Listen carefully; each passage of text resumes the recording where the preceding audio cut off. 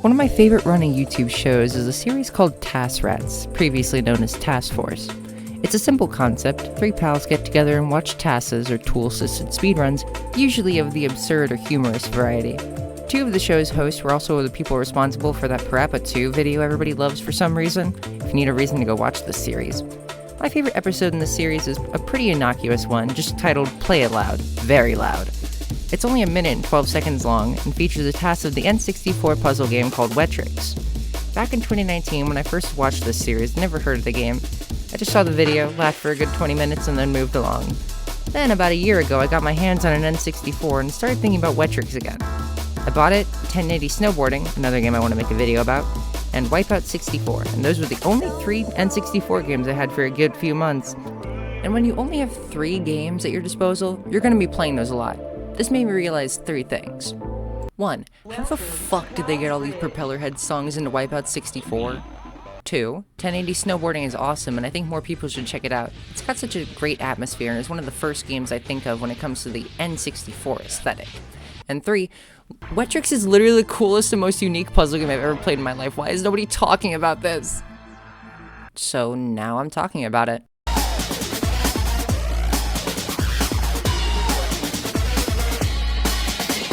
Alright, let's go ahead and get the basics out of the way. Wetrix was released for 4 different platforms. Technically 5, but we'll get to that later since it's a weird situation. It was developed by Z2 and was designed entirely by the Pickford brothers, John and Steve. Anyway, those names sound familiar. What else do they do? Oh, you know, nothing big. They're just the guys who made fucking Plock for the super goddamn Nintendo Entertainment System. No joke, that's real. They even have a comic that they made about Plock, and it features Wetrix in it. One of the main characters of the comic is a duck from Wetrix. But I'm getting ahead of myself. I'll discuss the comic later. Let's get back on topic and talk about Wetrix. We'll begin with its first release, that being the N64 version that was featured on Task Rats, and the version I've played the most. The whole game has this really ethereal atmosphere and absolutely fits that late 90s, early 3D aesthetic that games like Choo Choo Rocket or Space Channel 5 have. That's an aesthetic everybody's chasing these days, and I swear if Wetrix was more popular, everybody would be salivating over it. I absolutely love the look of this game. It looks earthy and natural, yet futuristic at the same time. It's a really great vibe. The soundtrack adds to that as well, being these droning, atmospheric, tense synths that really keep you in the zone while you play.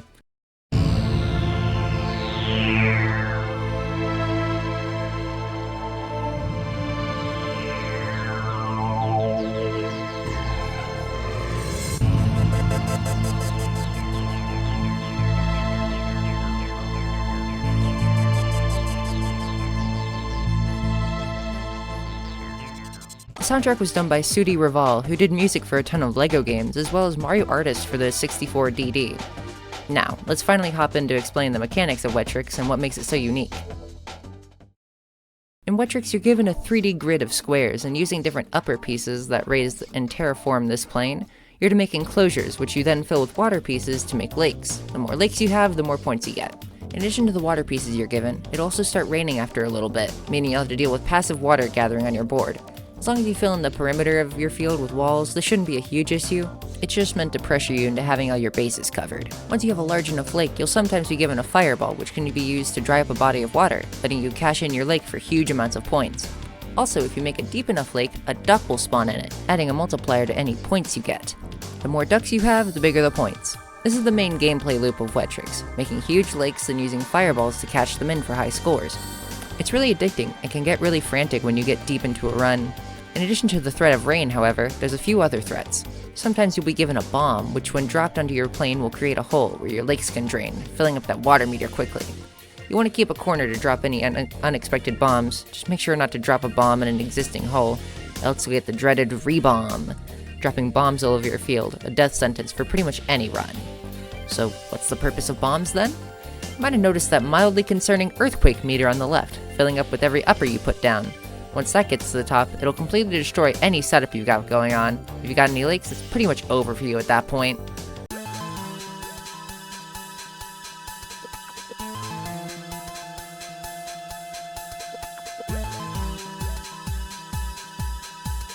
Dropping bombs and downer pieces is the only way to lower this, so you'll be hoping for bombs in the later part of your run, trying desperately by the skin of your teeth to get that earthquake meter down. Also, anytime you level up, you'll be given a smart bomb, which are these little spinny things that appear in the bottom right. For the longest time, I had no clues what these did or what they were and just ignored them. Only recently did my friend Sodabites figure it out. You press the L button to use them and they flatten the field, remove all water, and reset your drain and earthquake meters. He only told me this like 2 days ago and I've been playing Wetrix for over a year now. I had to rewrite what I thought was the final version of this script to include this bit about them. I have zero clue how I didn't know about these before, but they're really handy when dealing with the earthquake meter. Sometimes the game will drop an ice cube warning on you too, meaning an ice cube is falling on your plane. If this ice cube touches any water, it'll freeze it, which can be a blessing or a curse. For one, it means that water won't be moving, meaning it won't be falling off the edge until it defrosts. On the other hand, that means you have to use 2 fireballs to dry up that lake, which can be a pain if you got a good setup going. If the ice cube lands on dry land, however, you'll get a dry ice bonus, giving you a nice chunk of points. This is also multiplied by ducks. If you're fast enough, you can place down an upper where the ice cube is going to fall, getting that dry ice bonus every time. I know this sounds like a lot, and that's kinda because it is. Wetrix is wicked complex and can be really difficult if you're just starting out and have no idea what's going on. If I had to guess, that would probably be the reason why so many people feel deterred when it comes to learning it. It's pretty abrasive to beginners, so I recommend Alexis's Game Facts Guide for pointers if you're having trouble. It's where I went when starting out in Wetrix, and they do a much better job explaining everything than I do. Despite it all being in text, it's surprisingly comprehensive and goes over a lot of advanced techniques that can really help out. Hopefully you get now why Wetrix is so cool to me. It's such a unique idea, and works astonishingly well for such a weird concept. Of course, Classic Mode isn't the only option you got when it comes to Wetrix. You got your options menu where you can change things like music levels, controls, and even the board appearance. You can even make it look like Mona Lisa. That's such a cute touch, I love stuff like that. There's a challenge mode which has some unique conditions for your run, such as getting the most points in a certain amount of time, getting the most points with a set number of pieces, or doing a seeded run where all the pieces are the same each time.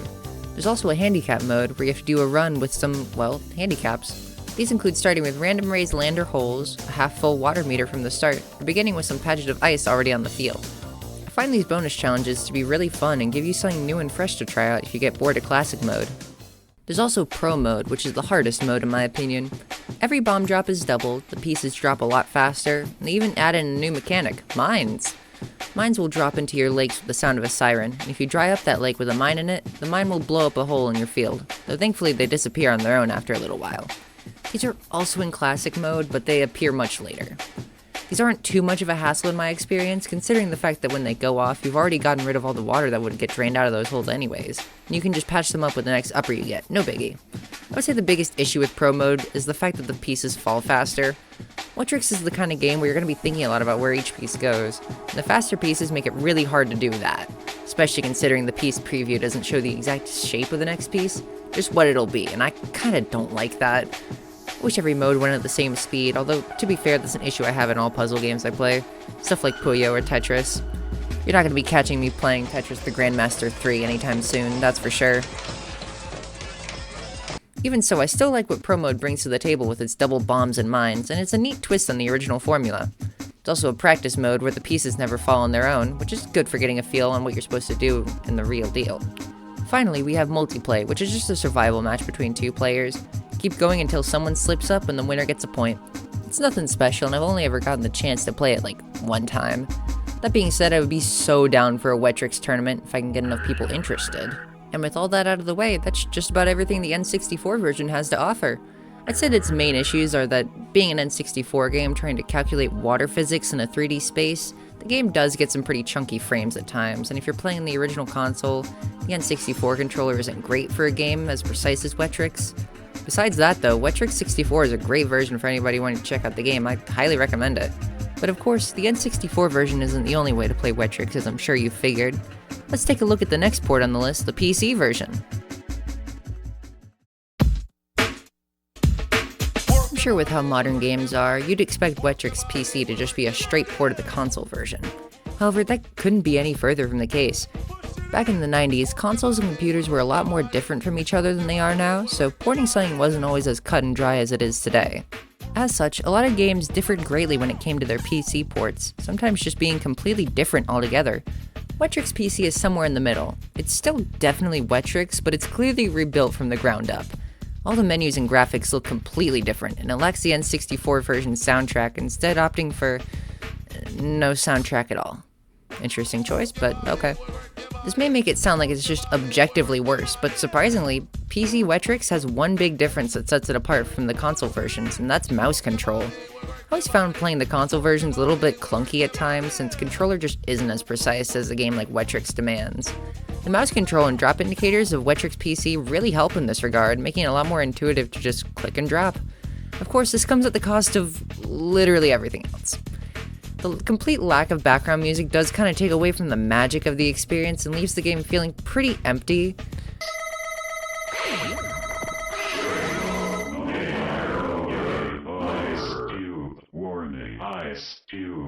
And while I personally feel like the lesser graphics have their own charm to them, it undeniably doesn't look as polished as the console versions.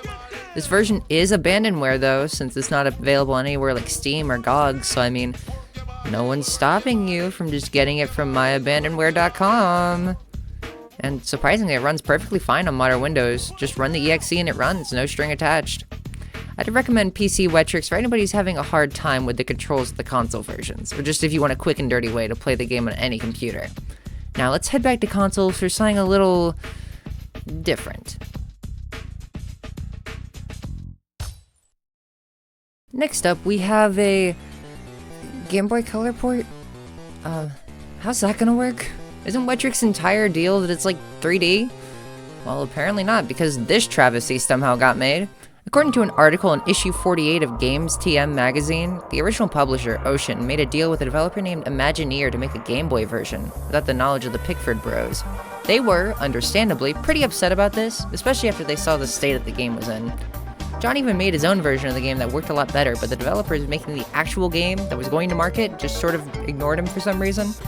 It definitely shows that Wetrix GB was not developed by the masterminds behind the original because, man, this game is raw.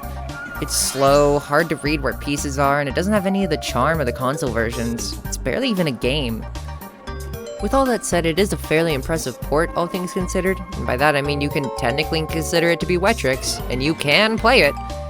But Wetrix GB is a great example of a port you can do, but really shouldn't. I am pretty curious to see what that demo John made was like, though. I wonder if he still has it. And hey, while we're at it, there's a few more interesting tidbits in this page of the magazine. Apparently the PC version was supposed to have a 7-player mod pack, but it never got finished. There's also supposed to be a port of Wetrix to the PS1, which did get finished, but was never released for some reason. Maybe it was a 40-wink situation or something, I don't know. Alright, with that disaster out of the way, let's move on to something much, much better. Only a few months after Wetrix GB's Japanese release, America received the glorious Wetrix Plus on Dreamcast. Now this is what I'm talking about. Buttery smooth 60 FPS, higher resolution, a much better controller for precision. Now this is the best version of Wetrix in my opinion. Wetrix Plus is great, and it's pretty much just an enhanced port of Wetrix 64. That's really all it needs to be. That being said, I don't think anything new is added, which is kind of a bummer. I'd like to see some new challenge modes, or maybe even a new multiplayer mode or something, but alas, it was not meant to be. Even so, this is a fantastic version of Wetrix, and it's my preferred version when playing for score. Huge recommend. Now you might recall a few paragraphs ago I said there were technically 5 versions of Wetrix, and that's finally getting addressed here. Wetrix did astonishingly well in Japan for a Western game, leading to Imagineer to commission the Pickfords to create a sequel for PS2, specifically for Japanese audiences. This sequel became Aqua Aqua, although calling it a sequel is a bit of a stretch. More of a rebranded port, more so made to appeal to Japanese audiences. Well, with its cute characters and all that. They actually did do this for the Japanese release of Wetrix 64, that only changed the box art, not even the in-game icons or anything like that. Aqua Aqua goes the full mile and changes everything. Ducks are now fish, there's these weird little guys walking around your playfield, and if you lose, this one fucking drowns. They also changed the cool robotic voice from the other versions to this high-pitched one that I personally don't really like as much. Game on.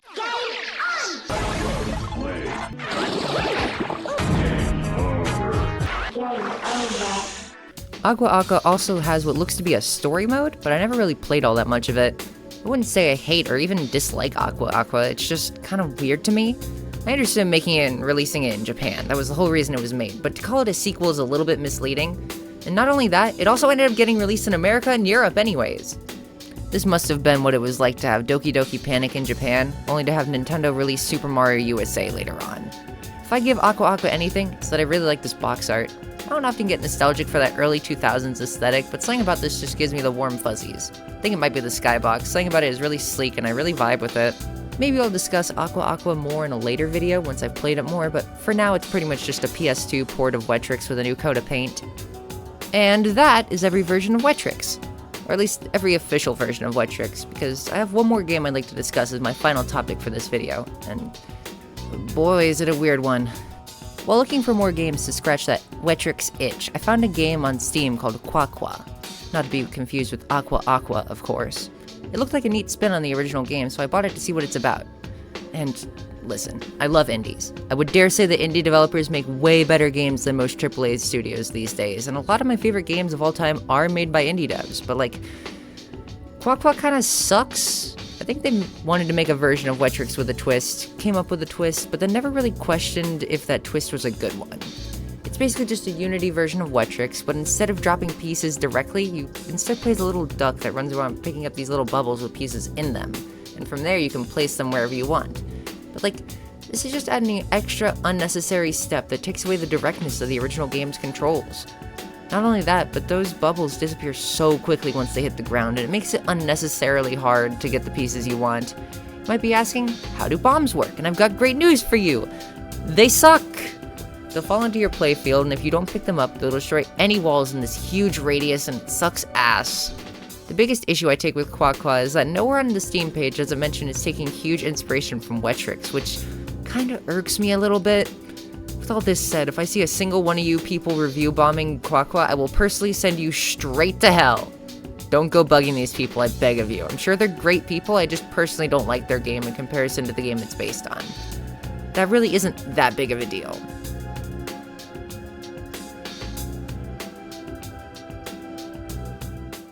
Before we wrap up, the last thing I'd like to talk about are some extra little tidbits I didn't get to bring up earlier. First, you know Zalad1, right? You know, the guy who's wicked good at Punch-Out and can speedrun it blindfolded? Yeah, he's also a crazy good Wetrix player. Remember that blew me away when I first found that out. Next, I wanted to talk about the speedrun scene. I guess that makes sense, considering the task of Wetrix is where we started all of this. If you want to see some crazy high-level Wetrix gameplay, check out any of PD4FR or Jolit's speedruns of any category. They're great watches. Third, let's talk about the comic. It's primarily about Clock, and I still think that Ducky being a main character is really funny. I used to be able to read the whole thing online, but unfortunately Z3's website has been down for a while, so I can't find any of the panels from it. But look, I found this collage of some pages, and here's Clock asking for a sequel, and a re-release! And Ducky claiming to be the spirit of the lake! Have fun. Okay, I think that's literally everything I wanted to say about Wetrix. Bye! What is it? 4 lakes, 1 Guga. Did anyone ever play this? 5 I don't lakes.